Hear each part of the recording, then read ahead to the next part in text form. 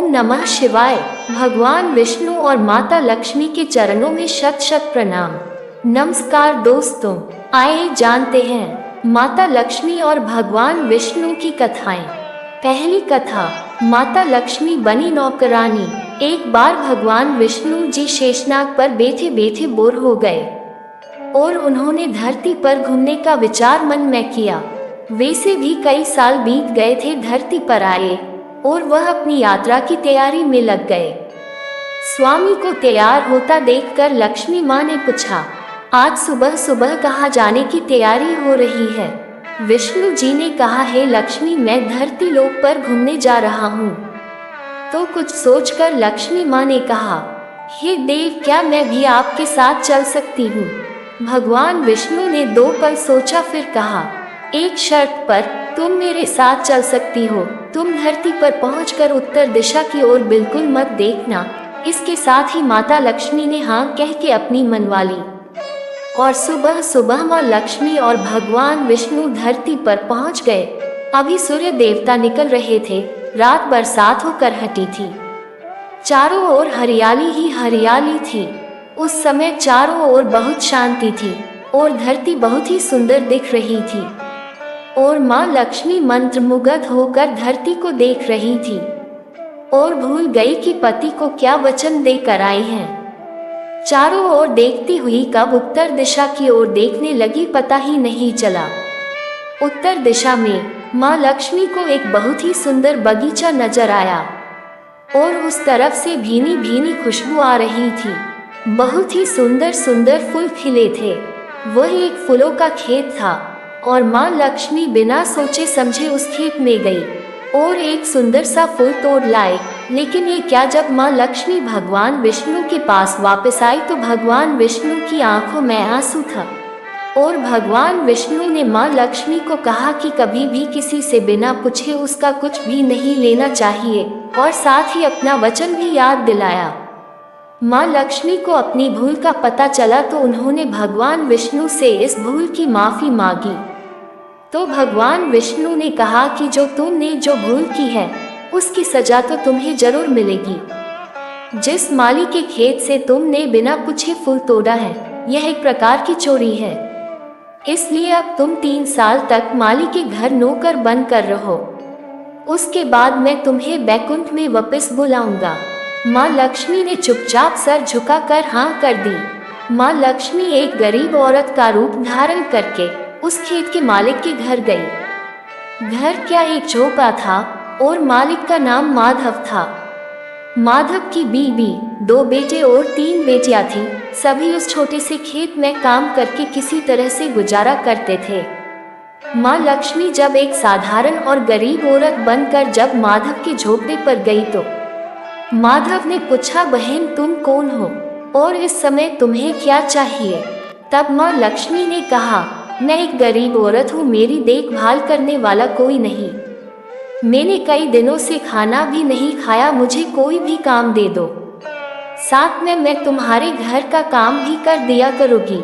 बस मुझे अपने घर में एक कोने में आसरा दे दो। माधव बहुत ही अच्छे दिल का मालिक था। उसे दया आ गई, लेकिन उसने कहा, बहन मैं तो बहुत ही गरीब हूँ। मेरी कमाई से मेरे घर का खर्च मुश्किल से चलता है। लेकिन अगर मेरी 3 की जगह 4 बेटियां होती तो भी मैंने गुजारा करना था।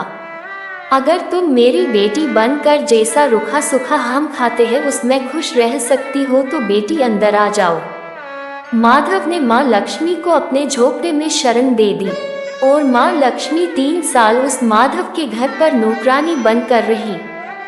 जिस दिन माँ लक्ष्मी माधव के घर आई थी उससे दूसरे दिन ही माधव को इतनी आमदनी हुई फूलों से कि शाम को एक गाय खरीद ली। फिर धीरे धीरे माधव ने काफी जमीन खरीद ली और सब ने अच्छे अच्छे कपड़े भी बनवा लिए और फिर एक बड़ा पक्का घर भी बनवा लिया। बेटी और बीवी ने गहने भी बनवा लिए और अब मकान भी बहुत बड़ा बनवा लिया था। माधव हमेशा सोचता था कि मुझे ये सब इस महिला के आने के बाद मिला है। इस बेटी के रूप में मेरी किस्मत आ गई है मेरी। और अब 2-5 साल बीत गए थे, लेकिन माँ लक्ष्मी अब भी घर में और खेत में काम करती थी। एक दिन माधव जब अपने खेतों से काम खत्म करके घर आया तो उसने अपने घर के सामने द्वार पर एक देवी स्वरूप गहनों से लदी एक औरत को देखा। ध्यान से देखकर पहचान गया, अरे ये तो मेरी मुंह बोली चौथी बेटी यानी वही औरत है, और पहचान गया कि यह तो माँ लक्ष्मी है।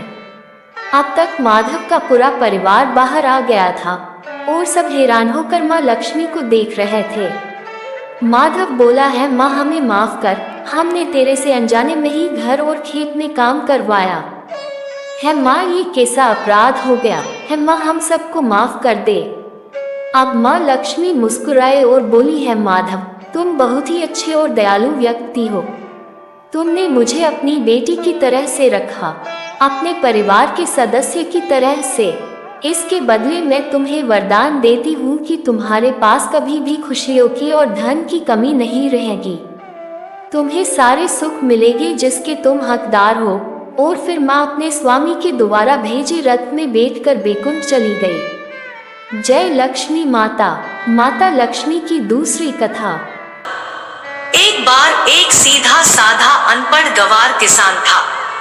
वह एक संत के पास गया और कहने लगा, हे गुरुदेव, मुझे ईश्वर का एक ऐसा नाम बता दीजिए जिसे मैं सारा दिन आराम से जपता रहूं और अपना काम भी करता रहूं, जिससे मेरा काम भी हो जाए और मेरा परलोक भी सुधर जाए। संत ने कहा, ठीक है, तुम अंगमोचन नाम का जप किया करो। किसान ने कहा, ठीक है गुरुदेव। अब किसान दिन भर अंगमोचन नाम का जप करता रहा, लेकिन कुछ देर बाद वह भूल गया और धमोचन धमोचन नाम जपने लगा। अब दिन रात वह धमोचन धमोचन रटता रहता था। एक दिन भगवान विष्णु भोजन करते हुए मुस्कुरा रहे थे। तब माता लक्ष्मी ने इसका कारण पूछा कि आप इस तरह क्यों मुस्कुरा रहे हैं। भगवान विष्णु कहने लगे, लक्ष्मी, मेरा एक भक्त मेरा नाम रट रहा है, जिसका शास्त्रों में कोई वर्णन नहीं है। नाम भी गलत ही ले रहा है, लेकिन उसका मन मेरी ओर ही लगा हुआ है। इसके मन में मेरी छवि है। माता लक्ष्मी कहने लगी, आपको लगता है कि यह आपका सच्चा भक्त है? तब चलिए इसकी परीक्षा ले लेते हैं। विष्णु जी कहने लगे, लक्ष्मी, अगर तुम्हारी ऐसी इच्छा है तो चलो धरती पर चलते हैं। भगवान विष्णु और देवी लक्ष्मी ने साधारण से स्त्री पुरुष का रूप धारण कर लिया और किसान के खेत में पहुंच गए। भगवान विष्णु कहने लगे, लक्ष्मी, तुम्हें लेनी है इसकी परीक्षा, इसलिए तुम किसान के पास जाओ। किसान के खेत के पास कुछ गड्ढे बने हुए थे। भगवान विष्णु जी कहने लगे कि मैं इसमें जाकर छिप जाता हूँ, तुम जाकर उस किसान की परीक्षा ले लो। माता लक्ष्मी जी उस किसान के पास गई और बार बार उससे पूछने लगी, किसका नाम जप रहे हो? किसान थोड़ा मुहफट था, फिर भी चुप रहा कि मेरे ध्यान में किसी प्रकार की कोई विघ्न ना पड़े। वह धमोचन धमोचन नाम रटता रहा। लक्ष्मी जी ने पूछना बंद नहीं किया। माता लक्ष्मी पूछती रही, किसका नाम जप रहे हो? किसान खींचकर कहने लगा, तेरे पति का नाम जप रहा हूं। लक्ष्मी जी सोचती है, शायद किसान मुझे पहचान लिया। लक्ष्मी जी ने फिर किसान से पूछा, अगर मेरे पति का नाम जप रहे हो तो वह कहाँ है? किसान फिर गुस्से में बोला, यही होगा किसी गड्ढे में, जाओ ढूंढ लो।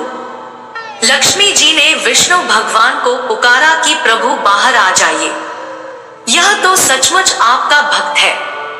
इसने तो मुझे भी पहचान लिया और आपके बारे में भी सब कुछ जानता है। भगवान विष्णु और माता लक्ष्मी जी उसे साक्षात अपने दिव्य रूप के दर्शन दिए। कहने का भाव यह है कि भगवान तो भाव के भूखे हैं। निश्चल भाव से, सच्चे मन से अगर भगवान को जपते हैं तो वह जरूर मिलेंगे।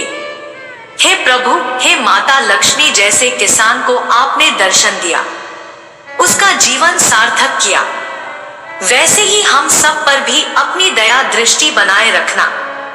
प्रेम से बोलिए, विष्णु भगवान की जय हो, लक्ष्मी माता की जय हो। एक समय की बात है, एक साहूकार था। वह बहुत अमीर था। उसके घर एक ब्राह्मणी रोटी लेने आया करती थी। घर के अंदर घुसते ही पोल के ऊपर गजानंद जी का मंदिर था। वह गणेश भगवान को रोटी का एक टुकड़ा भोग लगा देती थी। इसी तरह करते हुए बहुत दिन हो गए। एक दिन गणेश भगवान ने सोचा, यह अपने को रोज भोग लगाती है, इसलिए मुझे उसे कुछ देना चाहिए। गणेश भगवान ने एक दिन उसके थाली में हीरे मोती भर दिए। ब्राह्मणी प्रसन्न होकर थाली लेकर अपने घर चली गई। अगले दिन साहूकार के घर रोटी लेने नहीं गई। साहूकारनी ने ब्राह्मणी को बुलावा भेजा कि बाई जी रोटी लेने के लिए क्यों नहीं आई। ब्राह्मणी ने कहा कि मुझ पर तो गणेश भगवान प्रसन्न हुए हैं। बहुत वर्ष तक रोटी दूसरे के घर से खाई, अब अपना रोटी खाऊंगी। साहूकारनी यह बात सुनकर मन ही मन में बहुत नाराज हुई।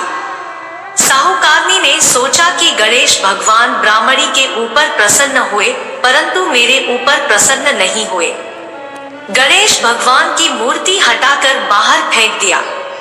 इधर सेठ जी के दुकान में धंधा पानी बंद हो गया। एक दिन सेठ जी की नजर पोल की मंदिर पर गई तो सेठानी जी से पूछा कि गजानंद जी कहाँ गए। साहूकारनी ने कहा कि ऐसे गणेश भगवान का क्या करें, जो ब्राह्मणी पर तो प्रसन्न हुए लेकिन हमारे ऊपर प्रसन्न नहीं हुए। इसलिए मैंने गणेश भगवान को हटाकर पोखरे में फेंक दिया। सेठ जी ने कहा, क्या यह तुमने क्या किया? मेरे तो सारे धंधे पानी चलना बंद हो गए। गणेश भगवान को कहाँ फेंका मुझे बताओ, मैं वापस लेकर आता हूँ। साहूकार गणेश भगवान को खोजता हुआ गणेश भगवान के पास पहुंच गया। गणेश भगवान इतने भारी हो गए कि उठे ही नहीं। साहूकार ने कहा, हे प्रभु, मुझसे क्या गलती हो गई है, मुझे क्षमा कर दीजिए और मेरे साथ मेरे घर पर चलिए। गणेश भगवान और भी भारी होते गए और बोले, मैं नहीं चलूंगा, पहले साहूकारनी को बुलाकर लाओ, यहाँ पर आकर नाक रगड़े, माफी मांगे तो मैं चलूं। मुझे हमेशा सवा शेर का चूरमा बना के भोजन करावे तो मैं चलूं। साहूकारनी लेकर आया, नाक रगड़वाया और माफी मंगवाया, सवा शेर का चूरमा चढ़ाने का हामी भरवाया। तब गणेश भगवान हल्के हो गए। साहूकार गणेश भगवान को लाकर पोल में बैठा दिया। अब साहूकार का धंधा पानी वापस से शुरू हो गया। हे गणेश भगवान, जैसे आप ब्राह्मणी और साहूकार पर प्रसन्न हुए वैसे ही सभी पर प्रसन्न होना।